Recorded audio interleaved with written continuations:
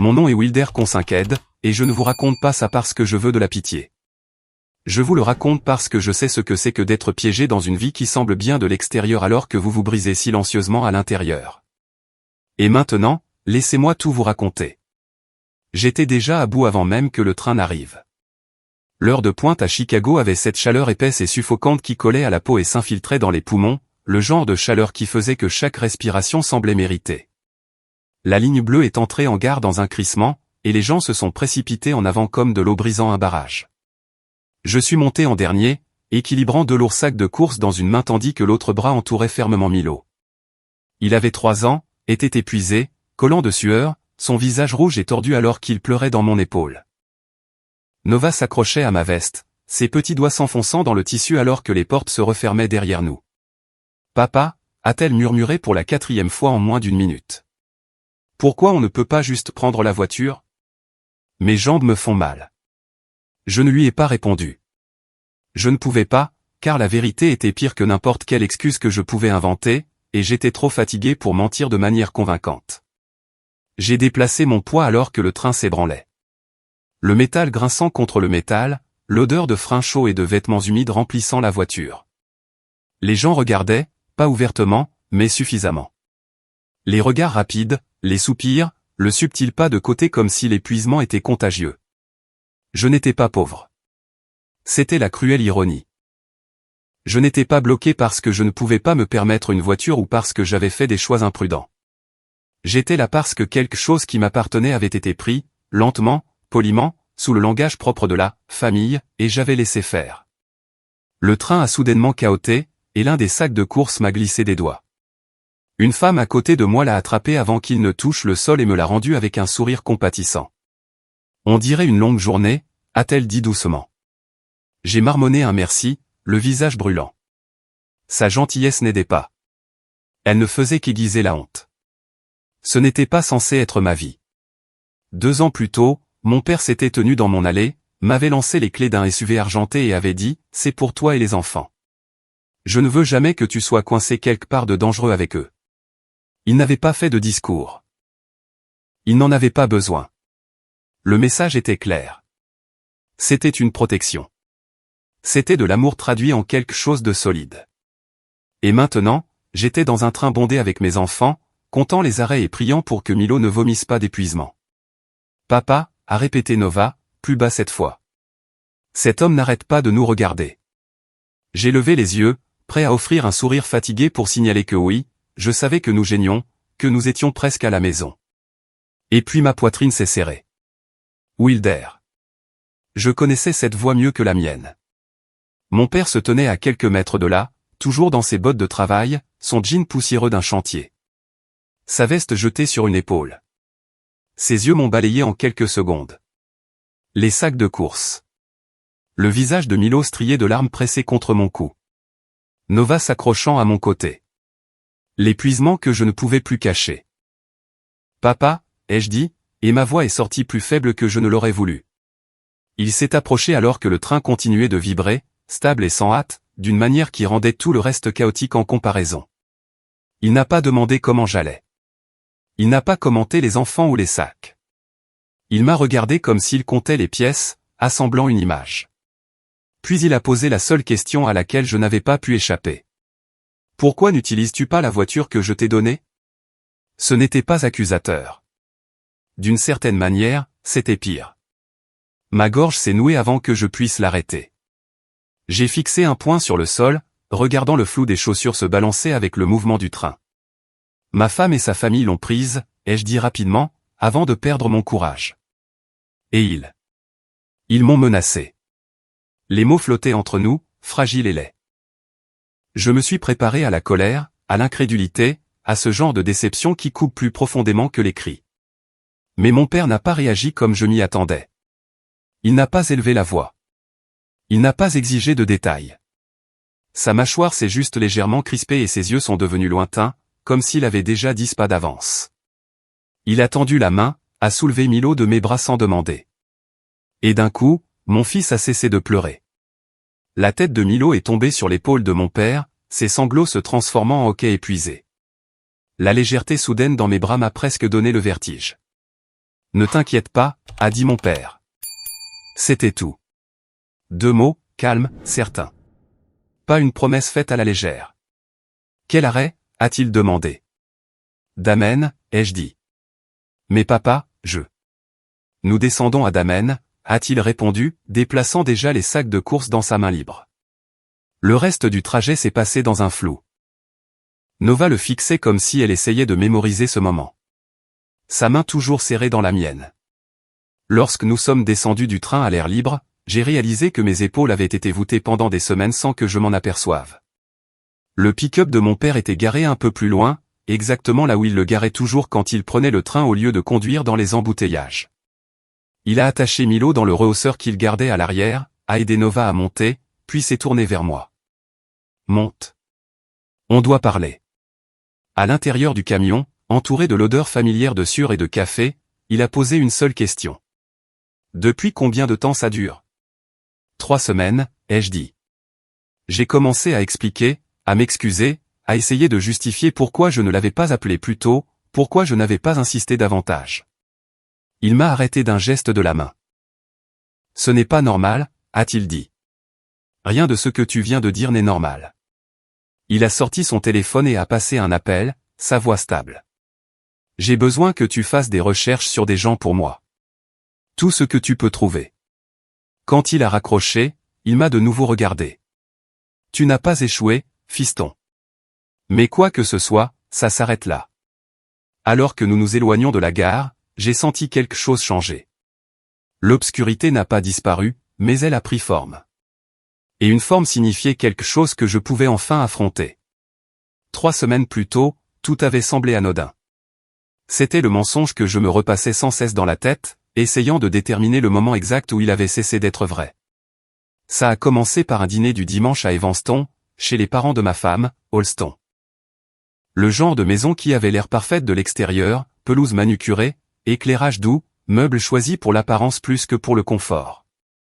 Je me suis dit de me détendre en entrant. Pour les enfants, pour Holston, pour l'illusion de la paix. Cynthia, ma belle-mère, nous a accueillis avec un baiser qui n'a pas tout à fait atterri. Gérald a hoché la tête depuis son fauteuil, les yeux s'élevant et s'abaissant comme si j'étais un détail, pas une personne. Tatum est arrivée en retard, bruyante et radieuse, se plaignant de clients qui ne comprenaient tout simplement pas le luxe. Blair a suivi, froide et impeccable, balayant déjà la pièce du regard comme si elle en évaluait la valeur. Le dîner lui-même était poli d'une manière qui semble répéter. Des questions sur mon travail, mes projets, où je me voyais dans quelques années. Je répondais prudemment, conscient de la notation tacite qui se déroulait à travers la table. Puis le dessert est arrivé, et avec lui, le changement. Tatum s'est penché en avant, tout sourire. J'ai une opportunité incroyable qui se présente, a-t-elle dit. Des clients haut de gamme. Les premières impressions sont essentielles. Elle m'a jeté un regard, puis à Holston. Ce SUV à vous serait parfait, juste pour quelques jours. Mon estomac s'est noué. J'ai commencé à parler, mais Holston m'a serré la main sous la table, un peu trop fort. Bien sûr, a-t-elle dit. La famille est de la famille. Cynthia a souri avec approbation. Gérald a hoché la tête. Blair a offert sa voiture en échange, même si nous savions tous qu'elle ne pouvait pas accueillir 2 sièges auto. Chacun de mes instincts me disait de dire non. Cette voiture n'était pas seulement un moyen de transport. C'était la sécurité. C'était la voix de mon père disant « Ne laisse pas le monde te piéger ». Mais chaque visage à cette table attendait, mesurait. Alors, j'ai donné les clés. Plus tard dans la soirée, alors que je me tenais dans l'allée et regardais Tatum s'éloigner dans ma voiture, j'ai remarqué Holston qui envoyait des SMS rapidement, son pouce bougeant avec une aisance pratiquée. Un instant plus tard, Tatum a crié « Ne t'inquiète pas. J'ai déjà arrangé le stationnement et les trucs d'assurance temporaire. » Je n'avais pas accepté ça. Je n'en avais même pas discuté. C'est à ce moment-là que quelque chose m'a semblé anormal. Je me suis dit que ce ne serait que pour quelques jours. Je me suis dit que c'était ça, le mariage. Mais alors que la maison s'estompait derrière nous, j'ai eu l'étrange sentiment que je venais de signer quelque chose sans lire les petits caractères. La première semaine, je me suis dit que c'était temporaire. J'ai traité ça comme un casse-tête logistique que je pouvais résoudre si je restais assez discipliné. J'ai tracé les itinéraires de la CTA comme un deuxième travail, mémorisé les heures de correspondance, déterminer quelle ligne de bus était indulgente si on en ratait une d'une minute. Chaque matin commençait plus tôt, chaque soirée se terminait plus tard. Je préparais des collations avec la précision d'un infirmier de terrain, car la faim sur un quai de gare avec des enfants n'était pas quelque chose que je pouvais me permettre. Quand des collègues me demandaient pourquoi j'avais recommencé à prendre les transports en commun, je souriais et disais que la voiture était au garage, en attente d'une pièce. Ça semblait raisonnable. Ça semblait adulte. Ça semblait être quelque chose qui se terminerait bientôt. À la deuxième semaine, le calcul ne fonctionnait plus. La garderie de Millau facturait des frais de retard qui s'accumulaient silencieusement mais agressivement. Un train manqué signifiait un autre bus, une autre marche, une autre excuse. Nova a commencé à boiter à mi-chemin de la gare, son sac à dos glissant sur son épaule alors qu'elle posait des questions auxquelles je ne savais pas répondre. Pourquoi les parents des autres attendaient-ils dans des voitures? Pourquoi notre chemin du retour était-il toujours plus difficile? Pourquoi étais-je toujours pressé? J'ai manqué un rendez-vous chez le pédiatre parce qu'un train est tombé en panne entre deux stations, les portes verrouillées pendant que le conducteur s'excusait par haut-parleur. Je suis resté là, agrippé à la barre, fixant mon reflet dans la vitre sombre, réalisant à quel point ma patience était devenue mince. La troisième semaine a balayé toute illusion restante. J'étais à l'épicerie près de la gare quand mon téléphone a vibré et qu'une image familière a rempli l'écran. Tatoum et Blair, habillés pour une soirée, souriant sous des lumières chaudées, garés juste derrière elle, indubitablement, mon SUV. L'angle était délibéré. La voiture n'était pas en arrière-plan. Elle faisait partie de la pause. J'ai senti quelque chose sombrer dans ma poitrine qui n'avait rien à voir avec l'épuisement. Ce n'était pas pour le travail. Ce n'était pas une nécessité. C'était un plaisir. J'ai montré la photo à Holston en rentrant, les mains encore froides de la marche. Elle y a à peine jeté un coup d'œil avant que son expression ne se durcisse. Elle m'a dit que je réagissais de manière excessive. Elle m'a dit que j'étais égoïste. Elle m'a dit que je ne comprenais pas comment sa famille fonctionnait, comment les faveurs marchaient, à quel point Tatoum était sous pression.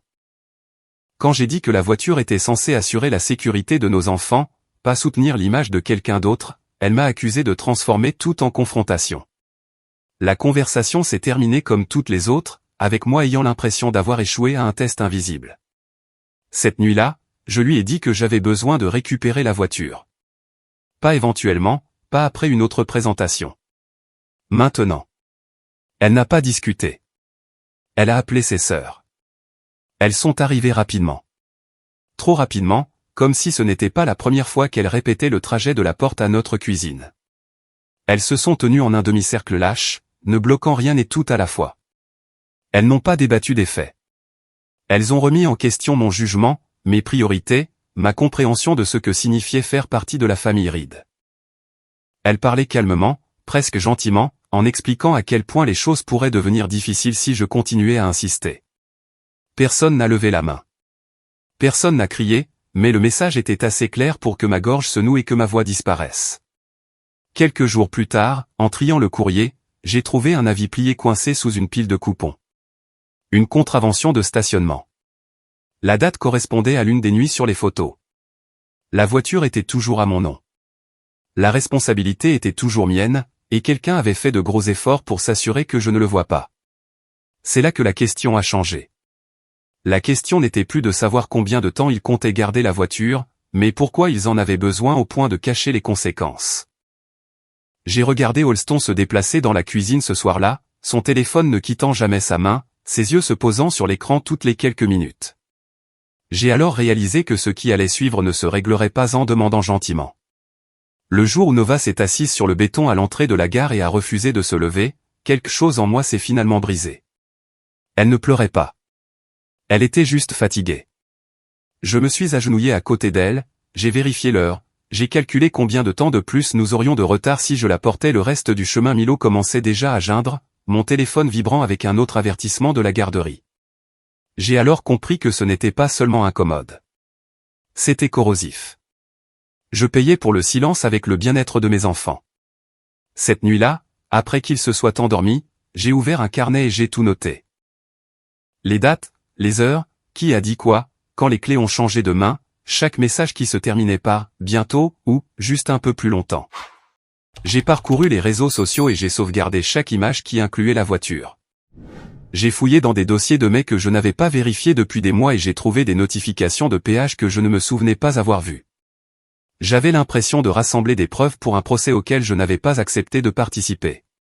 Un deuxième avis est apparu quelques jours plus tard. Celui-ci, enterré plus profondément. Une autre infraction. Lieu différent.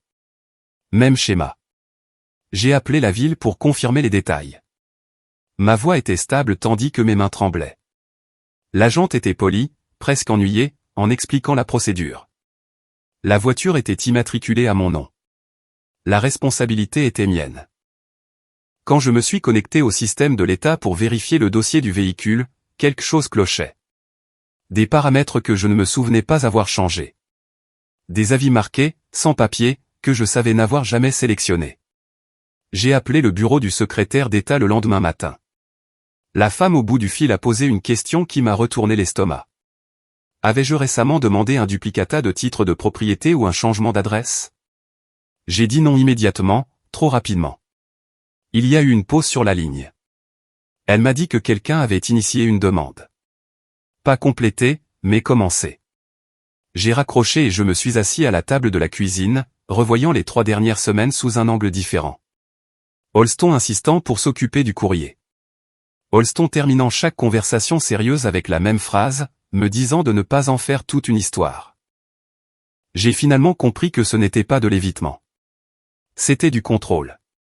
Ce soir-là, j'ai tout étalé sur la table. Le carnet, les captures d'écran, les avis. Je me suis dit que je parlerais calmement. Je me suis dit que je ne discuterais pas sans témoin ni preuve. En attendant que Holston rentre à la maison, j'ai senti une étrange clarté s'installer en moi. Si elle avait touché au papier, ce ne serait pas une conversation. Ce serait une confrontation. Et ce qui se passerait ensuite déciderait si je restais silencieux par peur ou si je récupérais enfin quelque chose qui n'aurait jamais dû m'être pris en premier lieu. Je ne l'ai pas abordé en douceur. Je n'ai pas tourné autour du pot ni adouci les angles. Au moment où Holston est rentré ce soir-là, les sacs à dos des enfants encore par terre et le carnet ouvert sur la table de la cuisine, j'en avais fini de prétendre que c'était un malentendu. Je lui ai dit clairement que j'avais besoin de récupérer la voiture. Je lui ai dit que ce n'était plus une option. Je lui ai dit que j'avais des preuves qu'elle n'était pas utilisée pour le travail, qu'il y avait des amendes à mon nom, et que l'État avait des dossiers montrant que quelqu'un avait touché au papier. Je lui ai donné une date limite, ce soir. Elle n'a pas répondu à la question, pas une seule fois. Elle m'a dit que j'embarrassais sa famille. Elle a dit que j'avais l'air paranoïaque. Elle a dit que mon père me mettait des idées dans la tête. Chaque phrase déplaçait l'attention de la voiture vers mon ton, mon niveau de stress, ma prétendue incapacité à laisser les choses aller. C'était assez subtil pour que, si je n'avais pas été attentif, j'aurais pu la croire. Que peut-être, il s'agissait vraiment de la façon dont j'agissais, et non de ce qu'on me faisait. Pendant qu'elle parlait, j'ai remarqué son téléphone sur le comptoir, face vers le bas, incliné juste assez pour que l'objectif de la caméra pointe vers moi.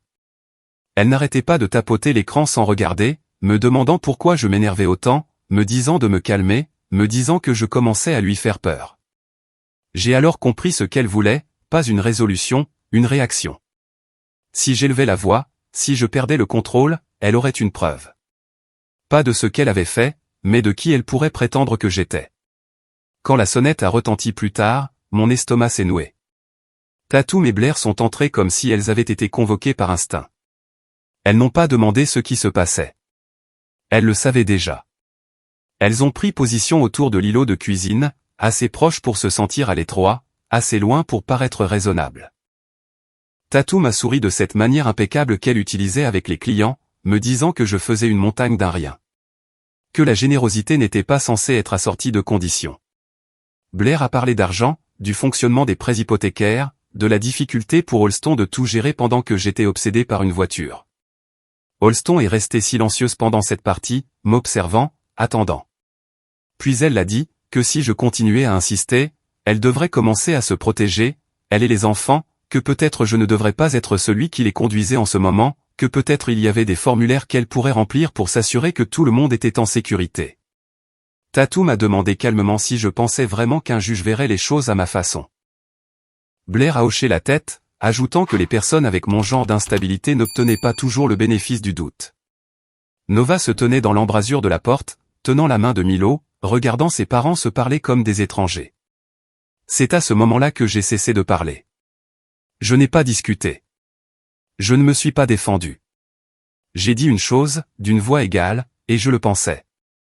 Je leur ai dit que je réglerais ça avec des papiers et des preuves, pas en criant. Je suis monté, j'ai emballé ce dont les enfants auraient besoin si nous devions partir, et c'est là que je l'ai trouvé.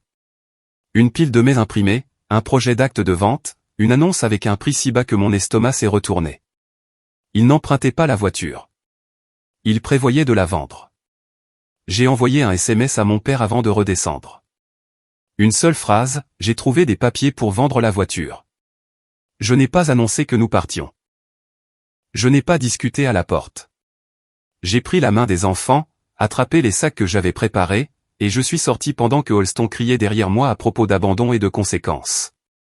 Mon téléphone est resté dans ma poche, enregistrant chaque mot. Chez mon père, il n'a pas demandé comment je me sentais. Il a demandé ce que j'avais. Nous avons tout étalé sur la table comme des preuves dans une affaire.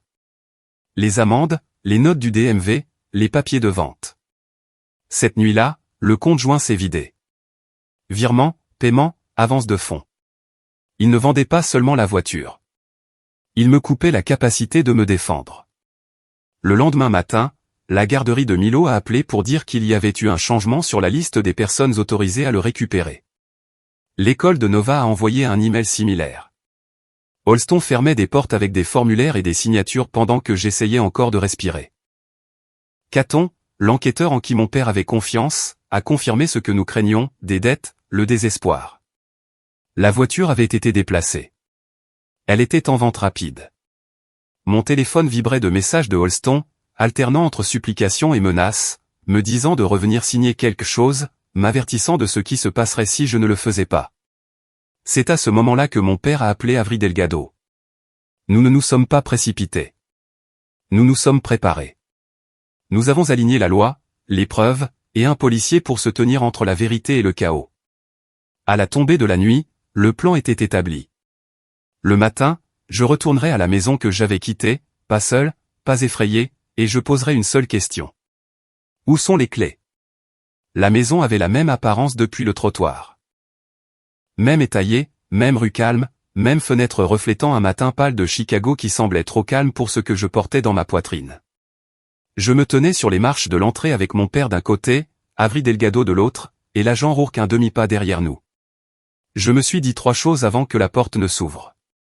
Ne pas discuter. Ne pas réagir. Dire seulement ce qui peut être prouvé. L'agent Rourke nous a rappelé pourquoi il était là, sa voix stable et procédurale. Présence civile, pas de drame, pas d'escalade. Avery s'est penché plus près et a parlé à voix basse, précise. Les enfants d'abord, les documents ensuite, la voiture en dernier. Tout le reste n'est que du bruit. Holston a ouvert la porte. Le changement sur son visage a été immédiat. Surprise, puis calcul. Elle a regardé au-delà de moi, vers le badge, vers la mallette d'Avery, et ses épaules se sont redressées comme si elle avait répété cette scène. Elle a dit mon nom comme un avertissement et a dit à l'agent Rourke qu'elle ne se sentait pas en sécurité, que j'avais amené des gens pour l'intimider. Elle a dit que mon père m'avait manipulé. Elle a dit que j'étais instable. Je l'ai regardé parler et j'ai senti une étrange clarté s'installer en moi. Ce n'était pas de la panique. C'était une performance. Je suis entré et j'ai vu qu'elle n'avait pas été seule. Tatum est sorti de la cuisine, une tasse de café à la main, parlant déjà de limites. Blair a suivi depuis le salon, les bras croisés, les yeux vifs. Leurs parents étaient là aussi. Cynthia planant près du couloir, Gérald planté dans un fauteuil comme un juge attendant un témoignage. Ils n'avaient pas été pris au dépourvu. Ils attendaient. Avery s'est présentée calmement et a énoncé exactement pourquoi nous étions là. Elle me représentait. Nous étions là pour récupérer un bien immatriculé à mon nom, rassembler les affaires essentielles de mes enfants et établir des limites de contact pour l'avenir. Elle a posé des copies du titre de propriété du véhicule sur la table, ainsi que les avis. Les documents de vente imprimés, la chronologie. Le papier faisait un son différent en heurtant le comptoir. Plus lourd, final. Je n'ai pas discuté avec Holston quand elle a essayé de détourner la conversation. Je n'ai pas expliqué mes sentiments. Je l'ai regardée et j'ai posé une seule question. Où sont les clés? Elle a dit que nous devions d'abord parler. Elle a dit que ce n'était pas la façon de faire les choses. J'ai répété la question. Elle m'a dit qu'elle avait déjà parlé à l'école et à la garderie. Elle a dit que des changements avaient été faits. Elle a laissé entendre que je ne pourrais pas simplement prendre les enfants quand je le voulais. Avery a demandé des documents. Holston n'en avait pas. Avery l'a averti que s'ingérer dans l'accès sans une ordonnance pouvait être considéré comme coercitif. J'ai vu la lueur de peur, puis rapidement enfouie. Avery a ensuite exposé les relevés bancaires, les virements, les retraits, le schéma qui expliquait pourquoi le prix de vente était si bas et pourquoi le timing était si urgent. Holston a nié, puis a transformé cela en une attaque contre mes revenus, ma contribution. Avery l'a corrigé doucement mais fermement. Il ne s'agissait pas de savoir qui gagnait le plus. Il s'agissait de dissimulation et d'intention. Mon téléphone a vibré. Le nom de Caton a éclairé l'écran. La voiture avait été déplacée. Elle était dans un dépôt-vente à Evanston. Un acheteur devait la voir avant midi. Avery a dit clairement que le transfert du véhicule sans mon consentement entraînerait de graves conséquences. L'ambiance dans la pièce a changé. Les voix se sont superposées. Cynthia a essayé de parler de famille. Tatum m'a accusé de trahison. Blair s'est moqué de la loyauté. J'ai attendu que ça s'éteigne et j'ai posé la question une dernière fois. Où sont les clés? Holston m'a fixé. Pendant un instant, j'ai vu le calcul s'épuiser. Elle a fouillé dans son sac et les a laissés tomber sur la table. Le son était faible, mais il a tranché à travers tout. Métal sur bois. Fin de la discussion. Nous ne nous sommes pas attardés. L'agent Rourke a regardé pendant que je rassemblais les affaires des enfants. Vêtements, documents, les preuves de leur vie qui comptaient. Nova tenait ma main. Milo s'est appuyé contre la poitrine de mon père. En sortant, mon téléphone a de nouveau vibré. Un message de Holston, oscillant sauvagement entre excuses et avertissements. Je ne l'ai pas lu. Je n'en avais pas besoin. Les 24 heures suivantes se sont déroulées plus rapidement que les semaines précédentes combinées. Avery a tout déposé. Requête d'urgence, ordonnance temporaire, ligne claire. J'ai signé là où elle me disait de signer et n'ai posé de questions que lorsque quelque chose n'était pas clair. La banque a gelé le compte joint. J'en ai ouvert un nouveau à mon nom. Mon salaire avait enfin un endroit sur où atterrir. Holston a essayé une nouvelle approche. Des messages prétendant que j'avais abandonné le domicile. Des suggestions que je n'allais pas bien. Avery s'y était préparé. Nous avions le rapport de l'agent Rourke. Les dossiers, la chronologie, les faits ont parlé. Caton a découvert plus que ce que nous avions besoin de savoir. Du crédit ouvert à mon nom que je n'avais pas autorisé. Des demandes qui expliquaient la précipitation. La peur n'était pas de perdre la voiture. C'était d'être exposé. Avery leur a donné un choix. Régler l'affaire à l'amiable ou inviter un examen plus approfondi. Ils ont choisi la voie la plus silencieuse. L'école a mis à jour ses dossiers. La garderie a fait de même. Les récupérations sont redevenues routinières. Le dîner avait lieu à la même heure chaque soir. Les histoires du soir se terminaient sans que des voix fortes ne résonnent dans le couloir.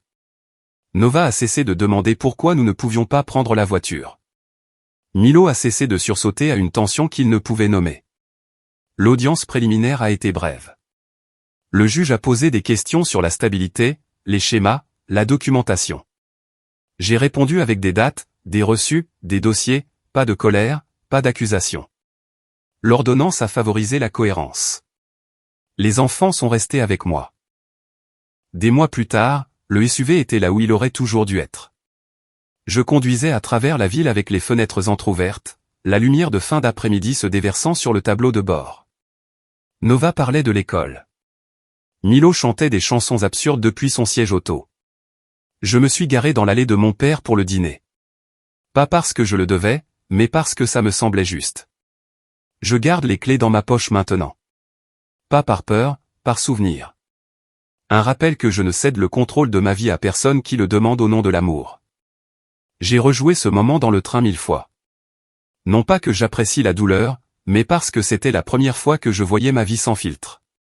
J'étais là, coincé entre des étrangers et la lumière fluorescente, essayant de maintenir mes enfants ensemble alors que ma propre dignité me glissait entre les doigts. Et ce qui me frappe maintenant, ce n'est pas seulement l'épuisement ou l'embarras. C'est le fait que je croyais vraiment le mériter.